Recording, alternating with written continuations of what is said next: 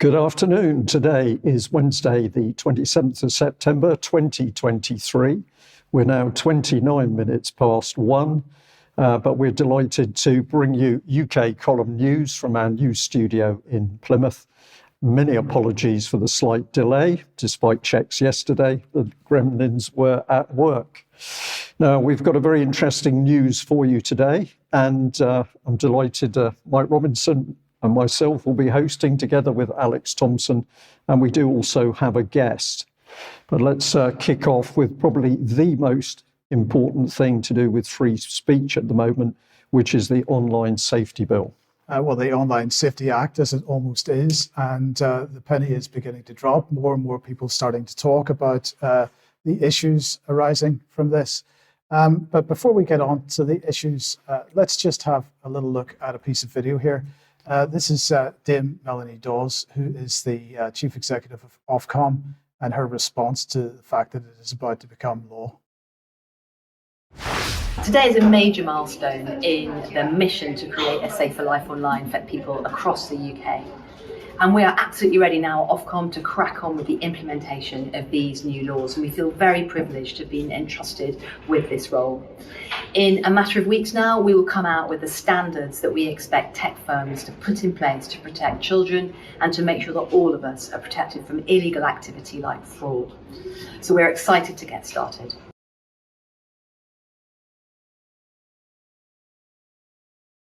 Okay, so today is a major milestone in.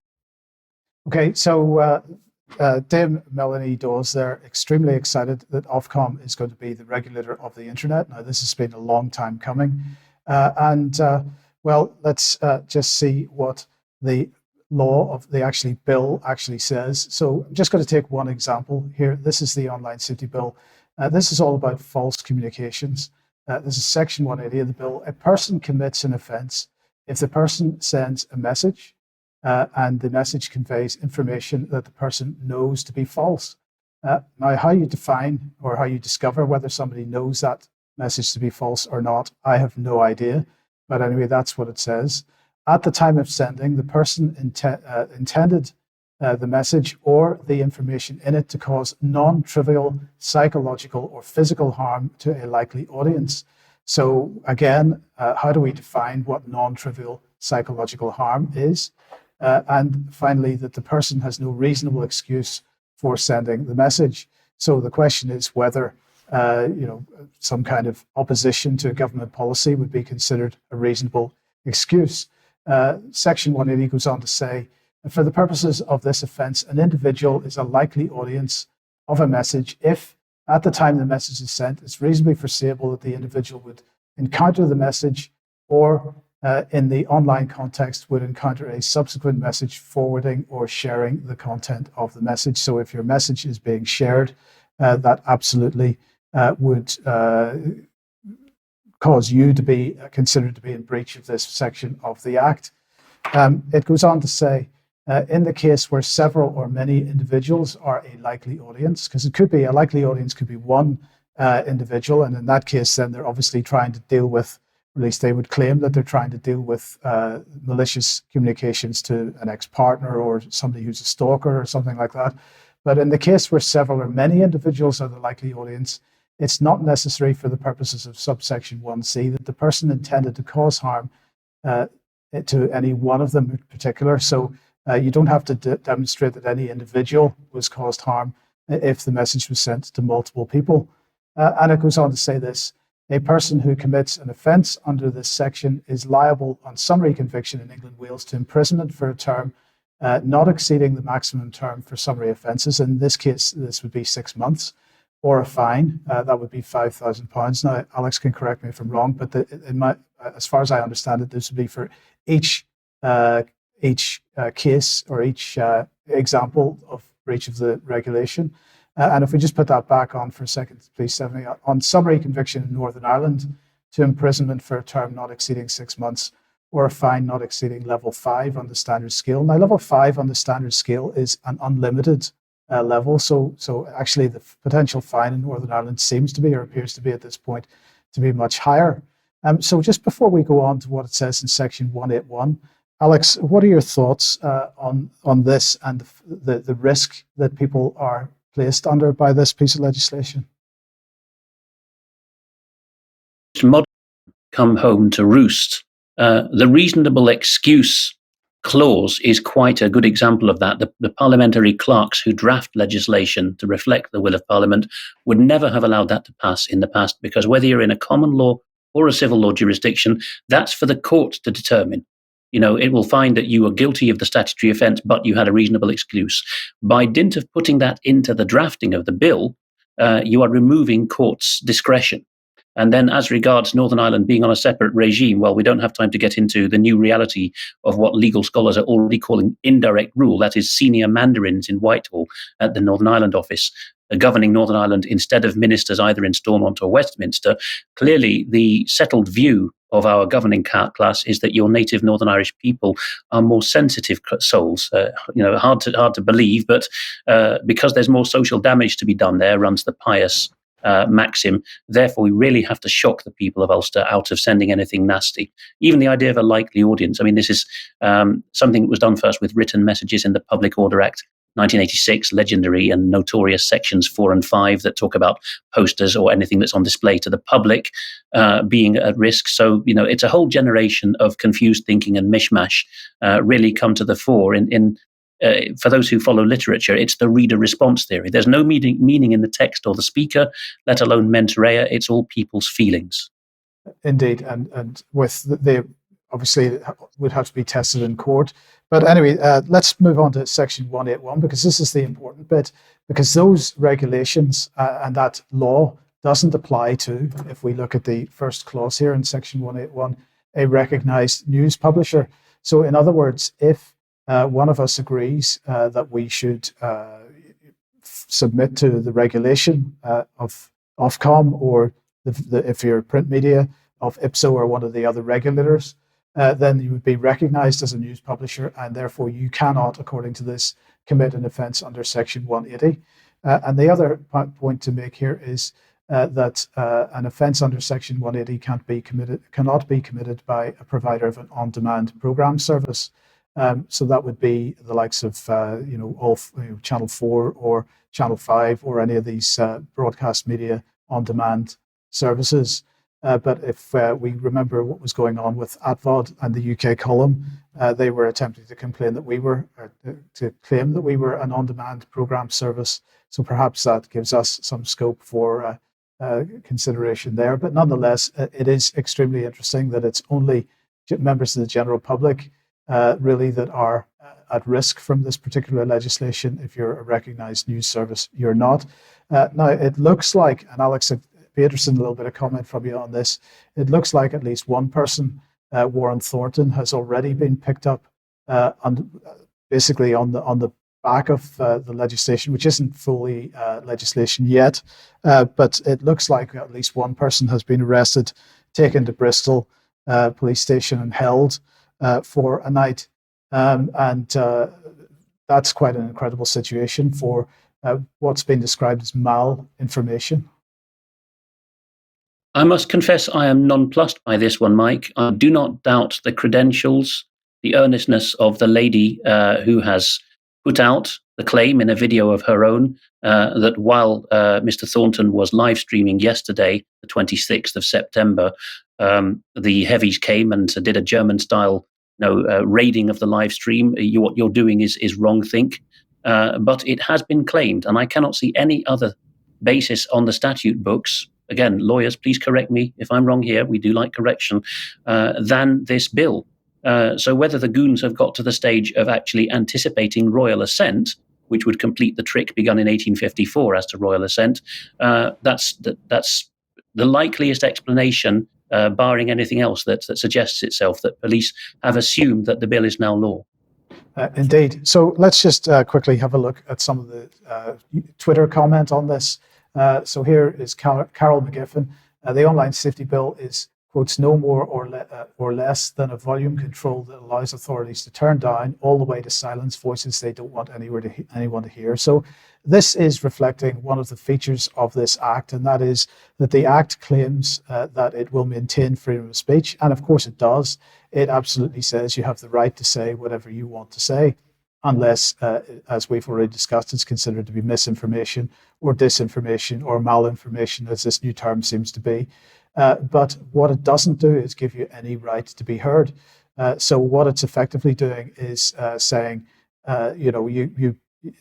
you have no right to be listed by a search engine. You have no right to be actually promoted by a social media platform and so on. So it effectively makes shadow banning and so on something that is considered legal. Here's another one from James Melville. The Online Safety Bill to become law and crack down on harmful social media content, but for government and tech companies to act as arbiters over online content risks becoming a road to hell that's paved with bias, censorship, and tensions. Well, of course, the road to hell, we've been walking that road since 2017, basically. In fact, we could even go back to 2015 with David Cameron's United Nations General Assembly speech, which began this whole process. Then we've got GB News here saying the Online Safety Bill branded a form of communism by Matt Letitia in a scathing rant.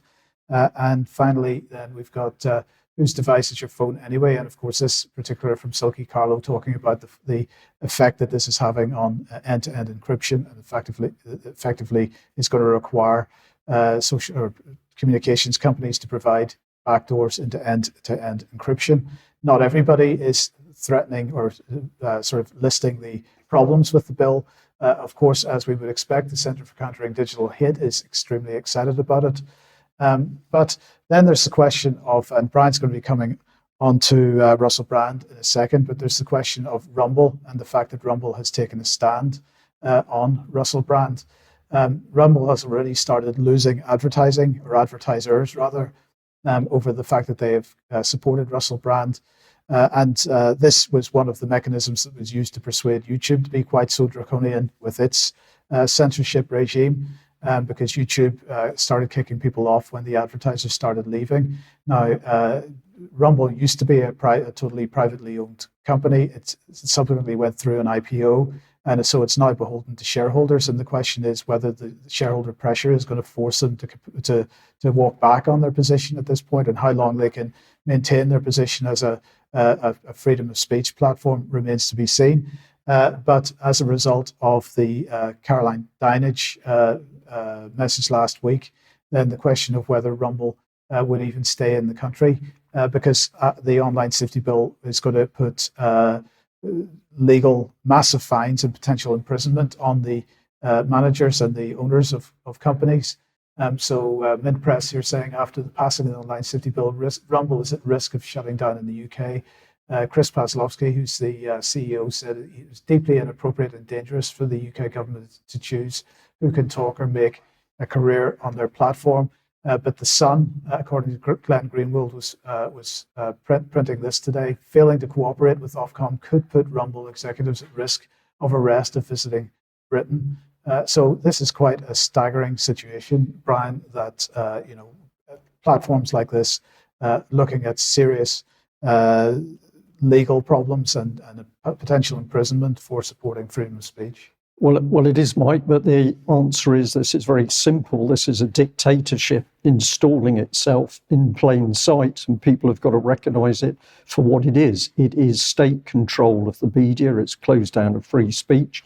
And it's obvious the intent is that nobody will have an opinion which disagrees with anything the government says. So let's follow that report up by coming back to the Dinenage affair.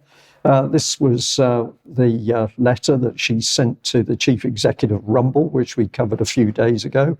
We also pointed out the relationship, her husband connected through to 77 Brigade, the very body spying on the British public. But now we've got this extraordinary announcement, which has come out from the Attorney General.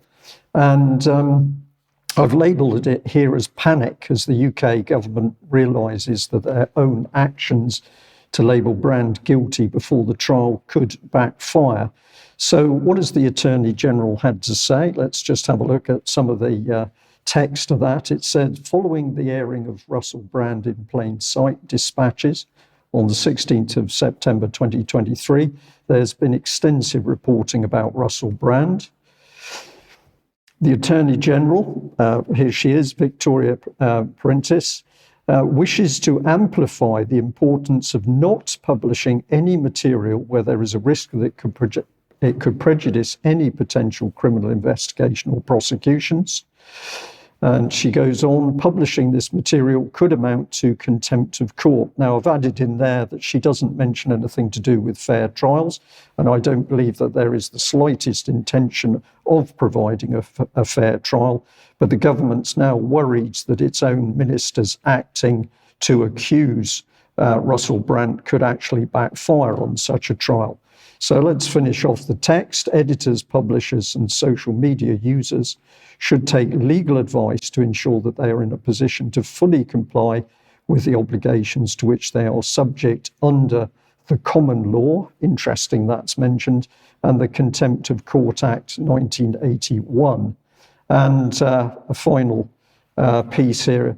The Attorney General's office is monitoring the coverage of these allegations. And I think we need a question here. Who exactly will be doing the monitoring of what is appearing on social media or indeed in the media? Is that going to be done by the British Army's 77 Brigade Division, which is quite possible since they were active during COVID-19? Or is it going to be some special secretive department of the Ministry of Culture, Media and Sport? The key bit is that we simply don't know. But if we move on, and a big thank you to UK Column Viewer that highlighted this to me, we've got a report in the Press Gazette, and this is all about the fact that Dame Caroline Denage has also now gone for GB News. GB News impartiality undermined by Bev Turner support for Russell Brand, MP warns. So the government itself, its own ministers going straight for Russell Brand. If I've just moved through here, this is part of the comment that she made. While GB News is not responsible for this content, it is concerning that Beverly Turner, who described Mr. Brand as a hero and invited him to appear on her show, subsequently fronted GB News coverage of the allegations regarding Mr. Brand on the morning of the 18th of September. While Ms. Turner was challenged on her comments at length by her co-presenter, Andrew Pearce, we remain concerned that having a presenter so clearly supporting an individual who is the subject of intense media coverage, including seeking their appearance on the show, undermines any perception of due impartiality in the broadcasting. I thought this was an extraordinary statement, Mike, because, of course, what it is showing is that at the moment, there's no reason for her to be doing what she's doing, simply that this person has a high profile. But if we go to legislation to actually see what's being talked about, here's contempt of court. That includes disobeying or ignoring a court order, taking photographs or shouting out in court, refusing to answer the court's questions if you're called as a witness, publicly commenting on a court case, for example, on social media or online news articles. And we've got public comments here saying whether you think a person is guilty or innocent, referring to someone's previous convictions, naming someone the judge is allowed to be anonymous, naming victims, witnesses and offenders, naming sex crime victims, sharing any evidence or facts about a case that the judge has said cannot be made public. And again, here's the wrap. If you're found to be in contempt of court, you could go to prison for up to 2 years, get a fine or both. But let's remind ourselves that at the moment, there is no court case. So, Alex, I'm going to use a slightly difficult. This is a dog's breakfast of the law. The law has been served up as a mishmash in order to confuse people as to what they can and cannot say about Russell Brand.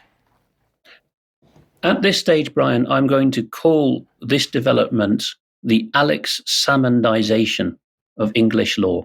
Alex Salmond was the first Minister of Scotland and the leader of the Scottish National Party.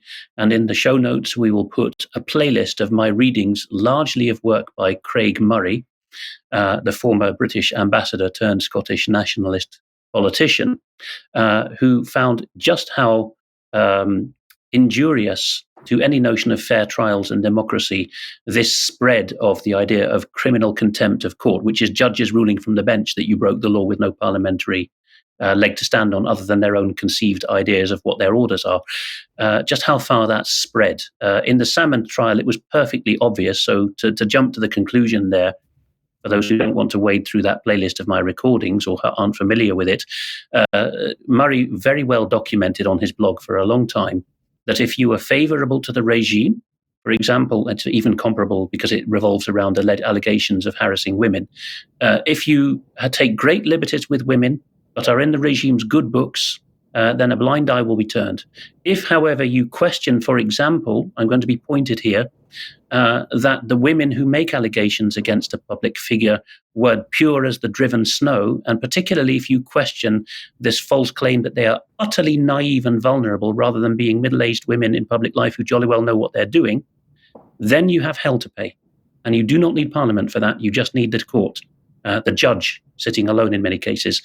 Scots law has its similarities with England, but both the common law and the statutory route are different on vital points, and so it was thought that this would be something reserved to Edinburgh. But I think it's been piloted now north of the border, enough for it to be spread to England and Ireland. Yes. Yeah, thank you for that, Alex. Well, that moves us on to Armenia. It does. We're going to bring a map on screen.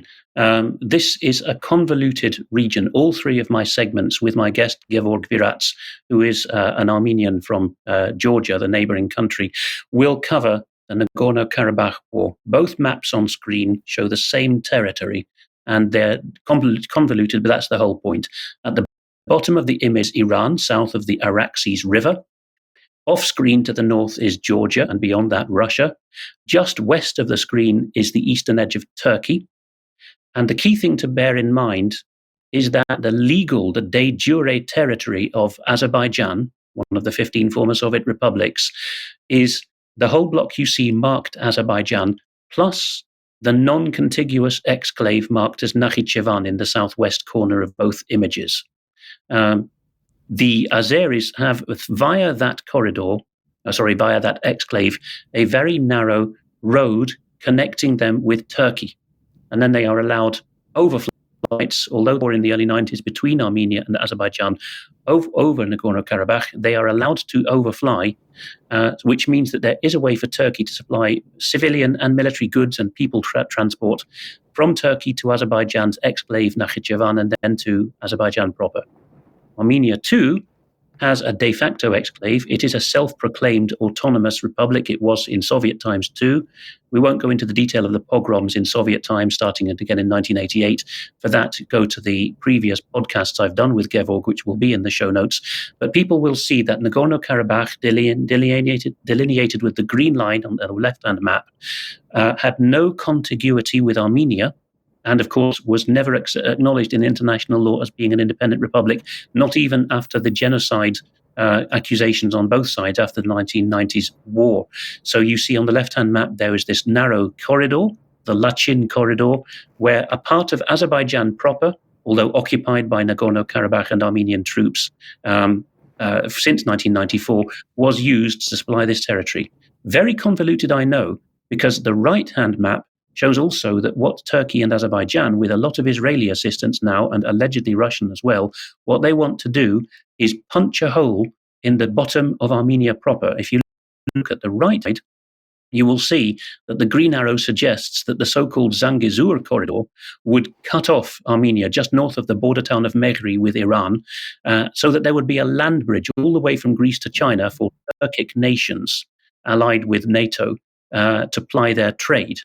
Iran is utterly opposed to this, and so Iran has said things like they will assist with 10 times the force anything that they assist the Armenians against any attempt by Azerbaijan and Turkey to go for this Zangezur corridor. Why has this become relevant? Time is short. We are well aware of that. But it's become relevant because of the video we're about to see. So for anyone who has missed it, and it hasn't been very well covered, there is I think it's not dramatic to call it a genocide underway. So this segment will be part of a report produced, which I think is the best done in English so far, by Christian Broadcasting Network in the United States. So for anyone who's behind the curve, the rest, the northern half of Nagorno-Karabakh, which survived after the 2020 and 2021 attacks by Azerbaijan, it would say to claim its own territory back. The rest of that ethnic Armenian territory has now effectively been defeated. Many people on the move. So let's roll the clip and see what's going on. Officials from Armenia and Azerbaijan are set to meet today in Brussels for the first time since Azerbaijan's Muslim-majority forces seized control of the predominantly Armenian Christian territory of Nagorno-Karabakh last week. It was a nightmare. There are no words to describe. The village was heavily shelled. Almost no one is left in the village. Most people have been evacuated. The Blitz attack forcing nearly 14,000 refugees to cross into Armenia, with thousands more stuck in massive traffic jams at the only checkpoint crossing. Amidst all this, a massive explosion at a fuel depot killed 20 and injured more than 300 as refugees scrambled to get gas before escaping. Joel Veldkamp is with the human rights group Christian Solidarity International. Our friends there told us that people in Karabakh are deciding, some of them, to try to have the bodies of their loved ones who were killed in this war taken to Armenia in refrigerated cars to be buried there. Because if they bury them in Karabakh, they won't be able to visit them ever again, and their graves might be desecrated by Azerbaijani forces.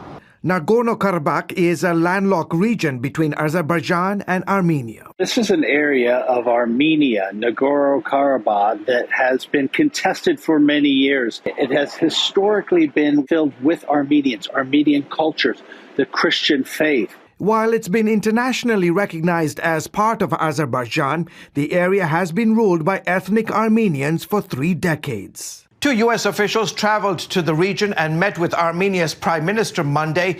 He told them ethnic cleansing is happening right now. We received word yesterday from our friends in Nagorno-Karabakh that essentially deportations are beginning of the entire Armenian population of Nagorno-Karabakh. Armenians are some of the first people in the world to embrace Christianity. Now there's concern their religious and ethnic history in Nagorno-Karabakh could be wiped out. The population of ethnic Armenians in Nagorno-Karabakh should be able to remain in their homes in peace and dignity with respect for their rights and security if they choose to do so. Those who want to leave and return should be allowed safe passage.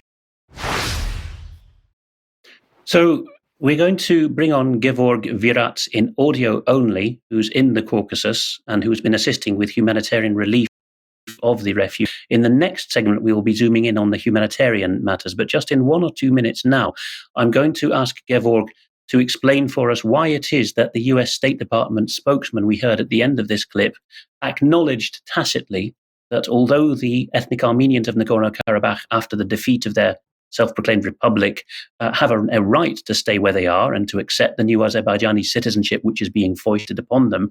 Why is it, Gevorg, that the overwhelming majority of the 120,000 ethnic Armenians in Nagorno-Karabakh have decided to take to the road and to seek their fortunes in Armenia proper?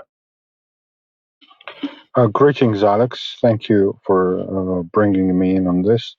Your question is a very rightful one. My take on this is that the Russian peacekeeping troops that were stationed in that region after 2020 war, which incidentally began on the 27th of September that year, those peacekeeping troops were unable to provide security to the population of Nagorno-Karabakh. And after the recent attack by Azerbaijan, when they have targeted military as well as civilian population, the people have decided to not take it any longer and just leave and be relocated to Armenia. Of course, that is happening in the midst of the casualties that were seen by the population, and there's about 100 people that were found dead after the shellings and then the shootings perpetrated by Azerbaijan just within the last week. Thank you very much, Gevorg. Also in the show notes will be a book, and it'll be obvious to both our listeners and viewers that neither of us is neutral on this matter, nor indeed we think that neutrality is a case. In the show notes will be a book that whose English translation I edited a couple of years ago, and you published it, Gevorg, entitled Sadistic Pleasures, subtitled Silent Crimes of Azerbaijan by Ashken Arakelian. And this goes into heart-rending detail of how, as recently as 2 years ago, whenever the Azeris started their encroachments in the territory, they now completely have, well, they would say, taken back what's rightfully theirs. They would brutal tortures and particularly browbeat them to accept Islam, take on new Turkic identities, and renounce their families. So it really is medieval stuff happening in what counts geographically as Europe in most people's definitions. I'd also note in passing that today is also the 30th anniversary, the 27th of September, of the fall of the Georgian separatist region of Abkhazia, particularly its capital, Sukhumi, to Abkhaz forces. I know is very, very relevant to you. Your father was an artillery instructor for the Georgian army in that war, and incredible brutalities there also were perpetrated, particularly upon the ethnic Georgians in that war. So a very reminiscent time, a harrowing time for a lot of people in the Caucasus, as all three of these former Soviet republics struggle with ghosts that they thought they had put to bed. The conflicts have all become unfrozen. But more on this later in the news. And we are aware, by the way, that Mike's microphone is misbehaving. It was fine just before we started the news, and we cannot really touch it up while we're on air. Just a teething trouble with the new studio, so people should bear with us on that. Okay, thank you, Alex. So let's move on. If you like what the UK Column does, you would like to support us, please head over to community.ukcolumn.org. Your membership, much appreciated and much needed. You could pick something up at the UK Column shop, but please do share anything you find on the various platforms, especially ukcolumn.org and ukcolumnextracts.co.uk. Now, I'm heading off to Sweden tomorrow for the On Guard for the Liberty of Mankind event, which is happening near Stockholm. And that'll be live streamed on Saturday, the 30th of September, but it's still not too late to get residential tickets if you want to go for the full 3 days. A number of fantastic speakers and more details at drspeel.com. You can get the details of that and organise tickets if you are able to get there. Okay, thank you for that, Mike. Now, also, we've put this one up before. There's a rally in Glasgow, Safe Schools for Children, September the 28th at 1:30 p.m, and that's in George Square, Glasgow. This is where people can really make a difference to be there and, of course, to meet new people and to decide what's to be done. We've got another one here, November the 11th, exposing net zero, the Agenda 2030. This is at the old Convent, Beaches Green, Stroud in Gloucester. It's 10 a.m. till 6 p.m, and that's on Saturday, the 11th of November 2023. So another one, if you can get there, these are all worth supporting. Now, what have we got? We've got Jewel in Our Crown or Thorn in Our Side. Part 2 is the NHS Too Sick to Save. And so that one has now gone up with the UK column. We've also got Monica Smith becoming a freedom advocate. And several people have already commented that this is a really excellent discussion. We've got going out on the 28th, tomorrow at 1 o'clock, an interview with Debbie Evans, Chris Flowers and Cheryl Granger. So look out for that one. And just to give some praise to our audience. The audience is engaging with us more and more. We're getting some really interesting information through, but this one just caught my eye because somebody picked up on our reports about the organisation Stop Having Kids. And they're saying that they couldn't help notice in the photo with Stop Having Kids, there were two more elderly looking people, I presume a man and a woman, and a younger lady sandwiched in the middle of the elderly couple with the words child-free and satisfied emblazoned across her chest. Now, my questions are, were all these people child-free and satisfied, or did any of these people have any children, and were all the people in the photo unrelated? For me, this photo conjures up an image of a happy mother and father with their daughter if this is the case, the photo is insincere. However, if this person is their daughter and they're happy to be childless, are they going to have the young lady eradicated from their lives? So, astute point, and I know exactly why you're making that comment. We are still after information on this organisation, because although people have pointed us at other reports, there's no detail as to who is actually behind it.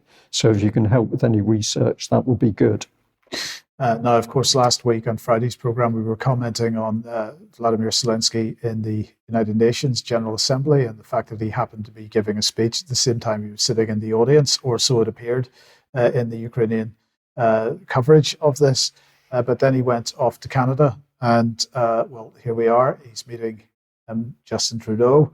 They were very excited to get together, and he gave a speech in the Canadian Parliament. Now, I'm sure most people have heard about this already, but I felt we should comment on it.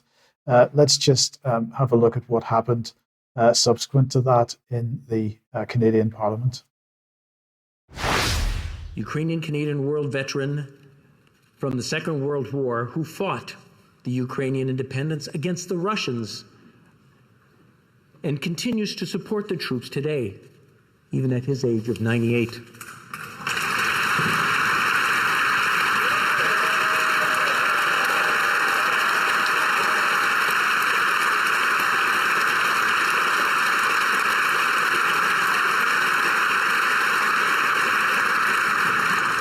His name is Yaroslav Hunka. And I was going to say he's in the gallery, but I think you beat me to that. So unfortunately, well, before we say what was unfortunate about it, let's just put this image on screen as a still from the video. And of course, Trudeau and Zelensky were standing along with the rest of the parliamentarians there, clapping this individual who unfortunately turned out to be literally an SS officer. So he was fighting for the Germans. The clue should have been at the very beginning, because the Speaker of the Chamber said, he had been fighting on behalf or fighting against the Russians. So the only side he could have been fighting with is the German side. But he was a member of the SS. Let's highlight him here. Here he is in the center.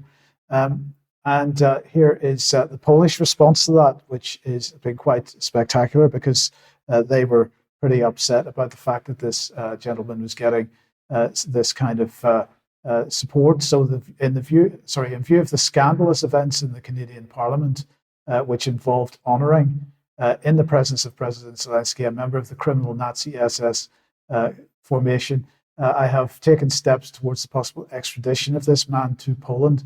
And the reason is because this particular group of SS were involved in the murders of Polish, or at least the Polish view that they were murders of Polish civilians during the Second World War.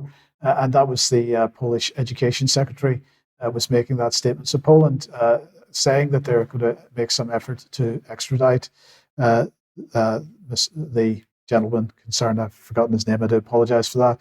Now, that's of course resulted in a whole swathe of apologies from the Canadian authorities. Let's start off with Justin Trudeau. Obviously, it's extremely upsetting that this happened.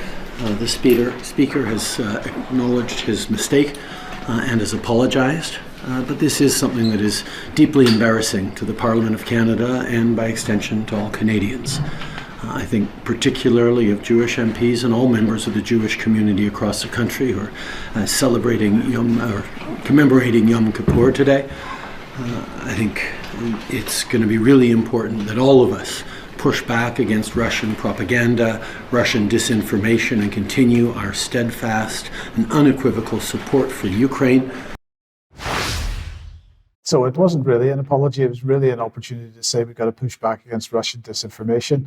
Well, anyway, the Speaker then apologized himself. So let's have a listen to that. I want to apologize for what happened and really tell you that the intention was not to embarrass this House. My sincere apologies to the House, to each and every one of you who are in the House today, and to all Canadians for having been put through this.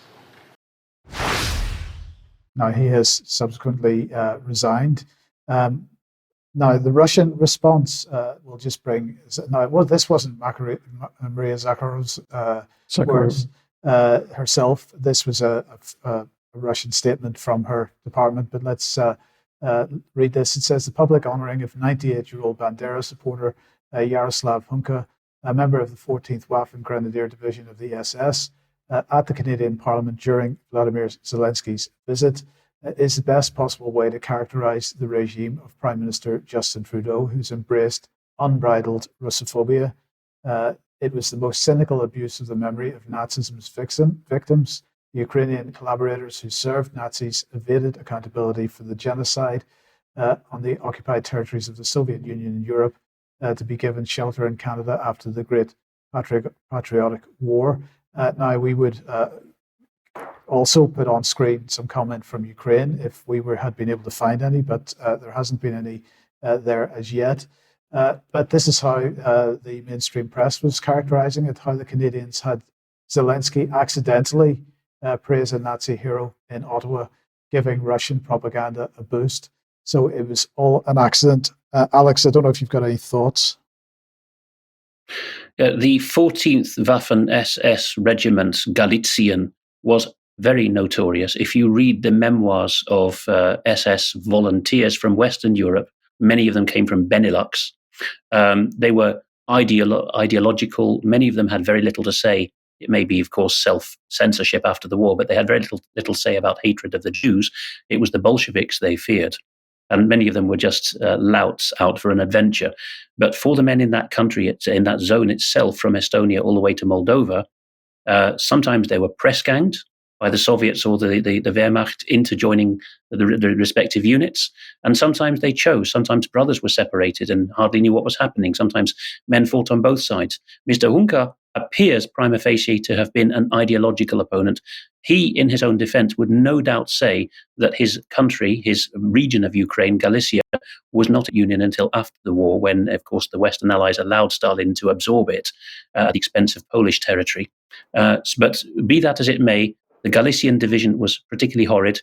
And I would say that the speaker, certainly in any Anglo-Saxon country, has a duty to keep the decorum of the House by for him to do a double take when the script was given him. If a political script is shoved in front of your nose as a speaker, you stop proceedings and say, we're not going on with this. Otherwise, you're not a speaker. And of course, the evident fault in what was said was that Mr. Hunka, for all his crimes and sins and those of his comrades, wasn't fighting the Russians, he was fighting the Soviets. A huge amount of detail has got lost here. But the responses say quite something. I happen to be in Poland right now, no time to go into it, but the show notes will have a link to the conference on technocracy that I'm attending here at the Jagiellonian University in Kraków. So I sense the Poles' ire at this because they are very pro-Ukrainian. They wish to do their best by the refugees, and they're very sensitive about the massacres of Gentile Poles that happened, particularly by the Galician unit, never been addressed properly by Kiev. Indeed. Okay, well, let's move back to Nagorno-Karabakh, Alex. Yes, this time we're going to keep it even shorter, but we wish to focus on the humanitarian tragedy. Most particularly, what has gone on is that people have decided, and in this region, of course, people are poor farmers, and they usually have only one petrol or, to the Americans, gas-powered car to go on. They've had to queue for their fuel. There's been a horrible gas explosion and the disfiguring burns of many. They've been airlifted or transported by road to Armenia after hours of delay. Precious time in medical treatment was lost because of the Azeri blockades, and it's often argued also Russian peacekeepers' incompetence by some. That's very much open to question. But we will see now a brief segment by Deutsche Welle's German service, the equivalent of BBC World for Germany, talking about the convoys of people leaving because they fear being forced to become citizens or worse, torture and dishonor if they stay. So Deutsche Welle is going into detail for just a couple of minutes on that, then we'll have Gevorg back. Armenia says around 3,000 refugees have crossed its border from the disputed region of Nagorno-Karabakh. Fears are growing for ethnic Armenians there since Azerbaijan retook control of the enclave last week. Many of the refugees are crossing into Armenia in cars and buses at Kornizo. DW reporters Maria Katamadze and Jennifer Palka have filed this report from the Armenian border village. Packed cars stream out of Nagorno-Karabakh as hundreds of ethnic Armenians flee their homes. Some vehicles bear the scars of the recent conflict. Aid groups are on hand to help as families cross the border into Armenia. The mass exodus sparked by fears for their fate under new Azerbaijani rule.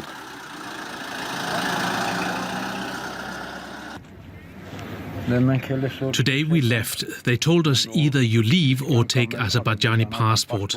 We are not the kind of people who take up Azerbaijani passports. Azerbaijan retook Nagorno-Karabakh by force last week.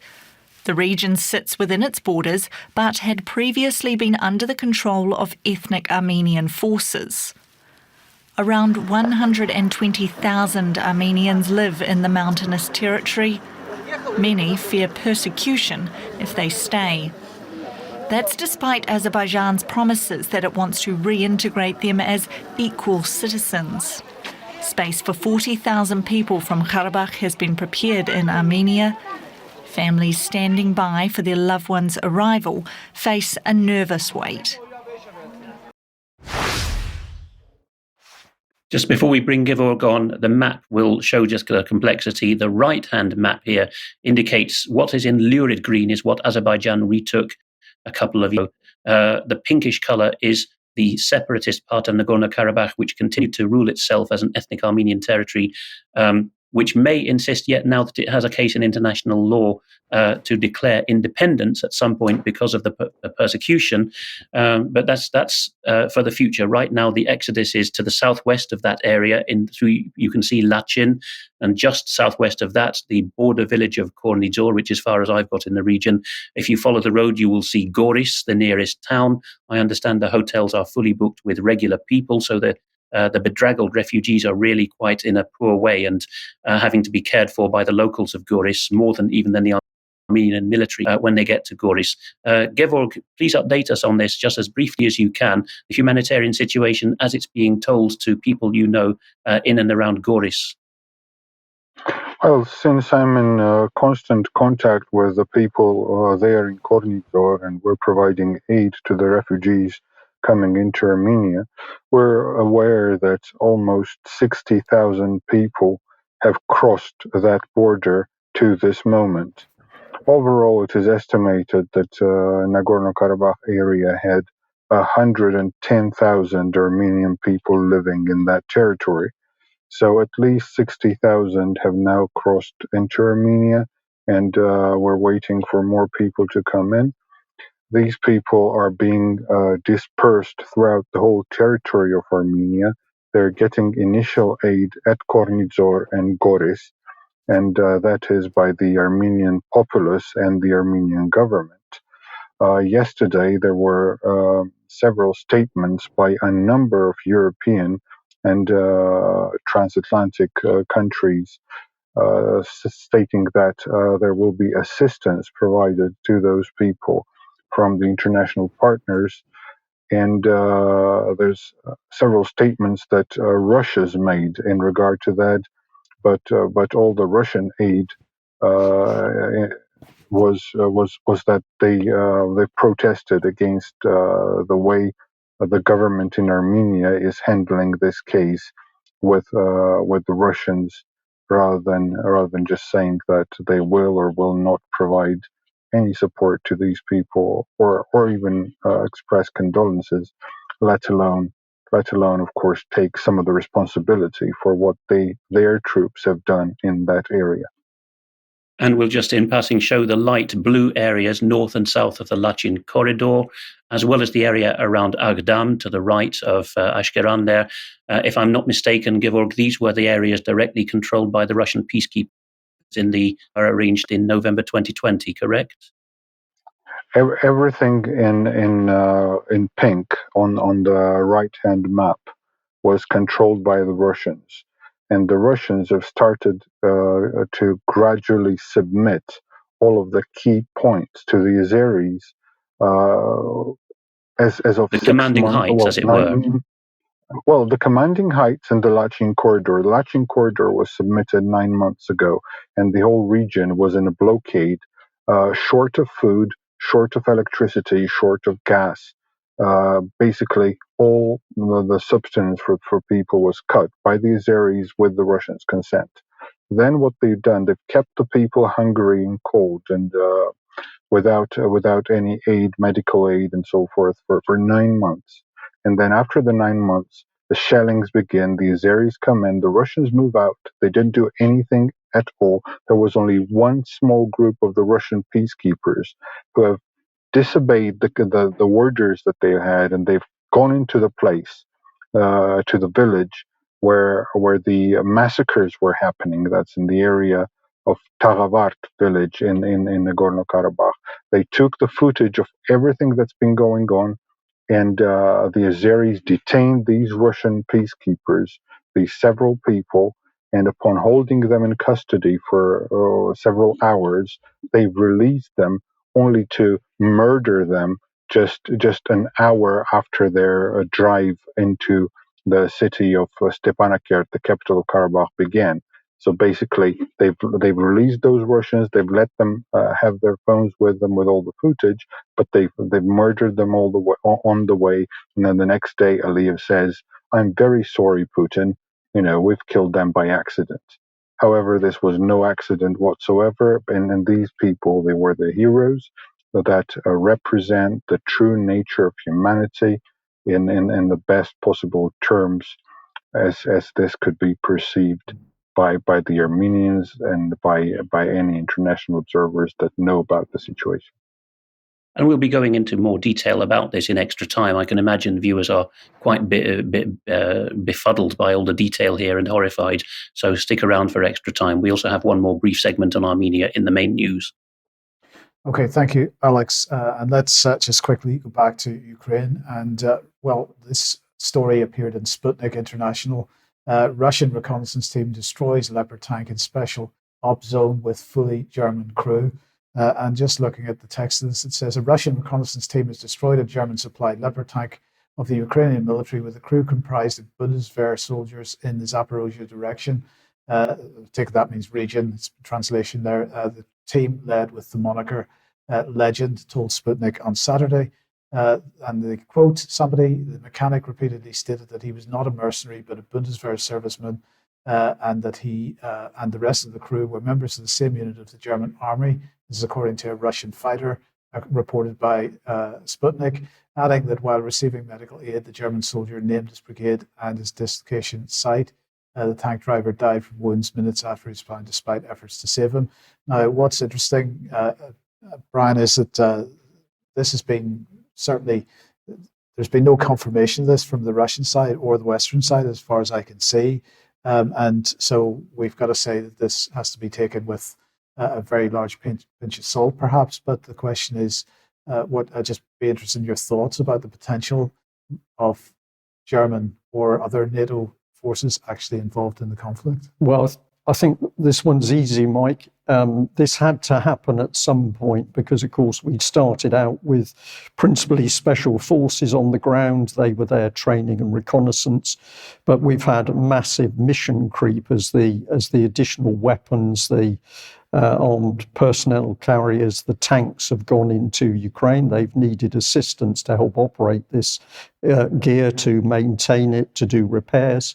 And that has inevitably meant that Western military personnel have been sucked into the theatre. The next step, of course, is that they're going to be helping to move equipment from one place to the other. So really, this is very, very serious, because if it's true, it represents that NATO is now at war with Russia without any declaration to the nation states within NATO. Alex, let's come back to you. In the final segment, we're going to consider the geopolitical ramifications, famously not something you can do in a minute. We're going to give people a taster and a hook to hang their thoughts on, shall we say. In short, the United States and France, both reliable old allies of Armenia because of the huge diasporas of Armenians in both countries, have stepped into the breach, really, much more than Britain, famously in 1917 or even 1915 during the first days of the Armenian massacres in what was then the Ottoman Empire. Prime Minister Lloyd George said, well, we have the world's best navy, but sadly His Majesty's ships cannot climb Mount Ararat, as a get-out clause for doing nothing. So the French and Americans, both diplomats on the ground and many church-based relief efforts, did a lot more, both in country and when Armenians reached the shores of France and the USA, hence the large communities there. But this takes the unlikely form now of Samantha Power, known to many of our viewers for her standoffs with the late Vitaly Churkin when they were the respective permanent representatives of their nations in the UN Security Council.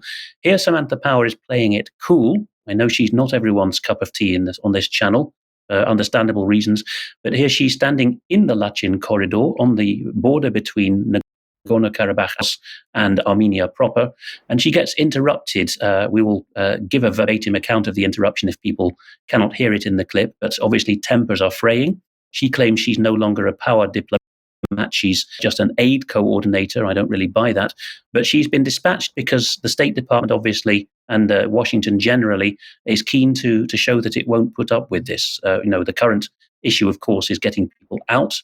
Whether the US and France then say, okay, the territory's been denuded of ethnic Armenians, they've been forced out of their homes, but they have now a case in law to declare independence in a way that international would recognize, is open to question. So here is Samantha Power in her new capacity as head of USAID, talking at the border between Armenia and Nagorno-Karabakh.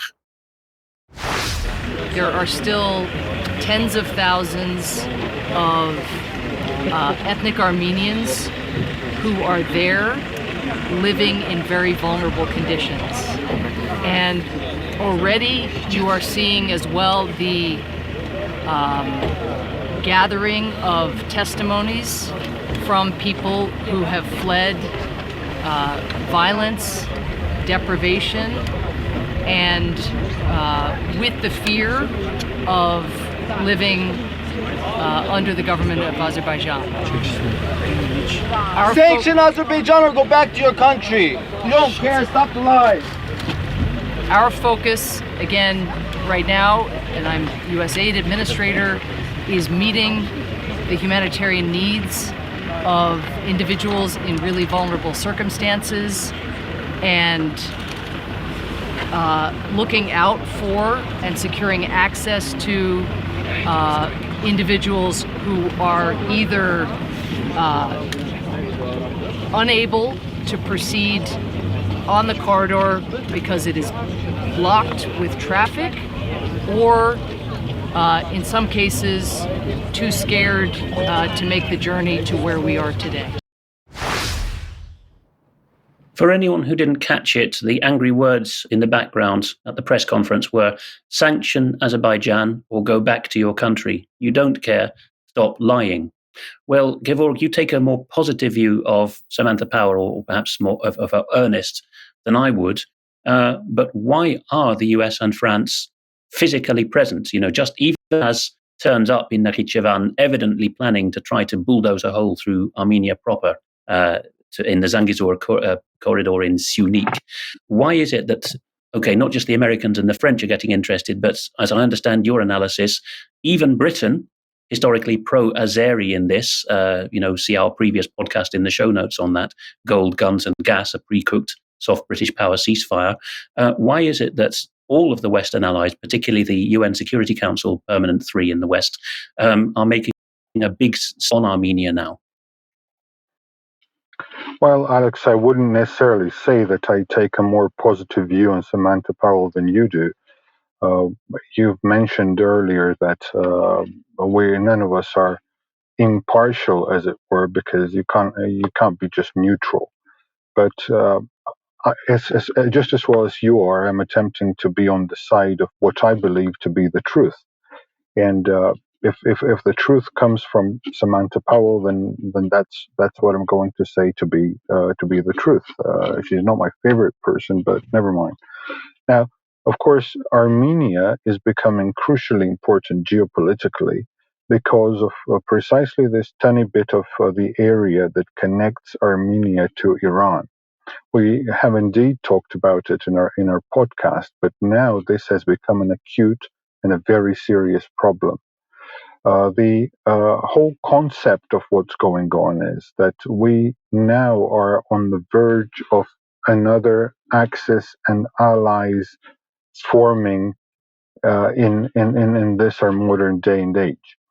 And part of the Axis would be Turkey, Azerbaijan, China, and the Central Asian Stan countries, and that would be the line of trade and oil export and gas export that would securely cut Iran and India off from from the international trade in a very significant way.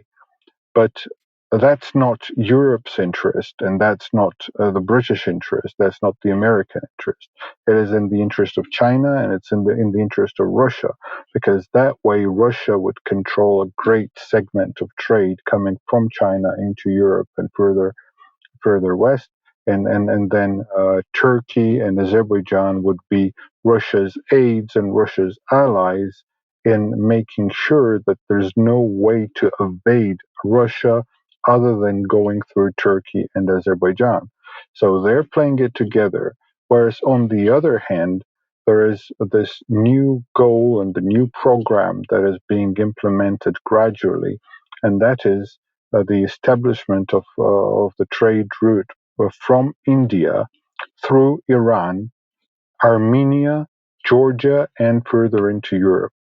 And of course, we see that with the British politics and the American politics, we see that there is a growing support in the West for developing India and boosting India as a counterbalance to China. And even Rishi Sunak, in his early days in the parliament, or as a head of the as the prime minister, he said that our golden age of friendship with China is over. That's not a direct quotation, but that's something that he said. That's the essence of what he said. And that's, of course, because now Britain and Europe, including France and Germany and the United States, they're now trying to boost Indian trade through Iran, Armenia, Georgia into Europe. And that is directly contrary to that other idea, because the other idea is to cut off that tiny region of Armenia, control it. The Russians want to control it, and the Turks want to control it, and they agreed to have a shared interest there. So whoever wins, basically, if it is the Russians and the Turks versus the West, then they are going to be holding the West hostage in terms of the trade between the East and the West. And if the West is able to secure Armenia as a secure place for transportation of goods and for trade, a trade hub like that, then of course the West is going to make sure that it is independent of any pressure from either Russia or China in terms of any of the transportation of goods, and potentially the West is going to be able to control gas and oil trade coming from the Central Asian states into the West through controlling them, or by controlling them through Armenia, through holding some upper hand over them by having influence in Armenia. So that's the context of why these people want to help right now. Thank you very much, Georg. Not easy to summarize in a main news segment, but we'll go into more detail in extra. Thank you, Alex. Right, look, we are just going to move on to the UK Health Security Agency to end because they have been particularly busy. We'll just get through this as quickly as we can. We're just jumping over a couple of bits here. But first of all, they have been creating a new contract for vaccines. So we'll bring this on screen in just 1 second. Sorry for the technical problems today. We got Yeah, here we go. Right. So here we go. So new UK-based vaccine deal is what the UK Health Security Agency is talking about. They're saying the UK HSA has agreed to deal with 4 millions of life-saving vaccines to be produced in the UK if a future influenza pandemic is ever declared. The advanced purchase agreement means healthcare company CSL Seqirus will be on standby to produce over 100 million influenza pandemic vaccines if or when they are needed. Now, of course, this was exactly the type of situation that we had with COVID-19 because AstraZeneca was given an advanced purchase agreement even before there was any thought of a clinical trial. And lots of money was guaranteed AstraZeneca. We were asking the question at the time, does this mean that the UK government knows that the vaccine would be approved whether it passed its clinical trials or not? Or was the deal that AstraZeneca would get paid whether they had to produce a single vaccine or not? So I would like to extend the same question to this. What exactly will be the circumstances? How much money is going to this? In the meantime, the vaccines will be tested, licensed and approved and tailored to combat the specific pandemic flu strain identified at the time. So what testing is going to be able to be done at the time? This looks like the COVID-19 model being rolled out again. They will be produced at CSL Seqirus' existing manufacturing plant in Liverpool in the event a pandemic is declared by the World Health Organization. Jenny Harries, the CEO of the UK Health Security Agency, said, we've seen from past pandemic events, including COVID-19, that access to effective vaccines is vital to help save lives and minimize disruption to our lives and livelihoods. I think we can discuss that a little bit more in extra. And just so that we know that when a pandemic is likely to be called, the UK Health Security Agency has created a new data dashboard. They're saying this dashboard, which went live yesterday, will be updated on Thursday each week. It'll be initially featuring the latest information on a number of respiratory diseases, including COVID-19, as you can see on screen, and influenza. Those are the only two that are on there at the moment, but they're going to be adding RSV, which is respiratory syncytial virus, adenovirus, human HMPV, parainfluenza, and rhinovirus. So this is going to be a big effort to make sure that the propaganda is out there in time for the World Health Organization to declare the next pandemic. The next pandemic, Mike, well, I'll pop this one on screen very quickly. Thank you very much to the viewer who pointed at this to me, gave it to me. Laura Koonsberg here from the BBC, delighted.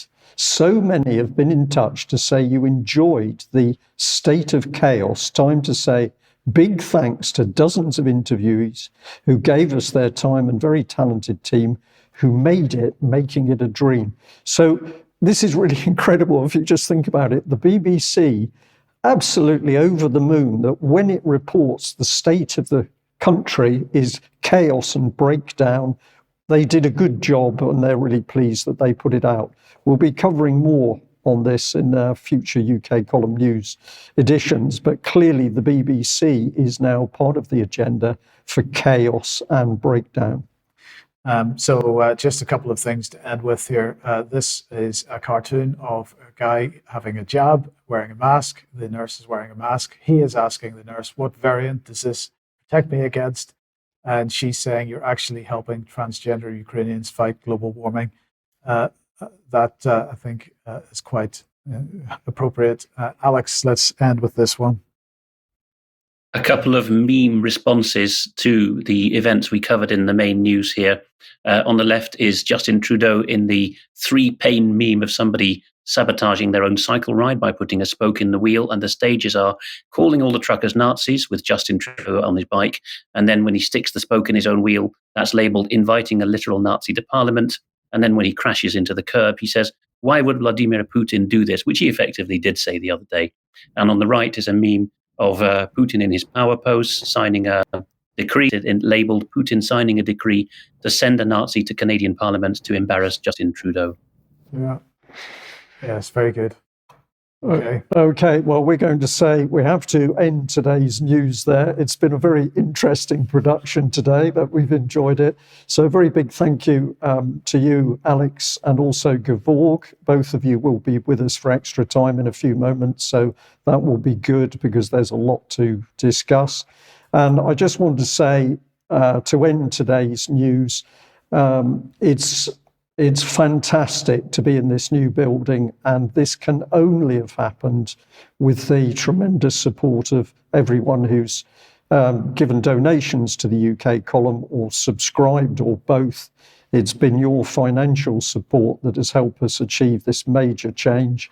And although we've had some teething troubles today, things will settle down, and you've made our lives so much easier. It's really fantastic. So thank you all very much indeed. We'll be back in a few moments for extra time. Bye-bye. All right.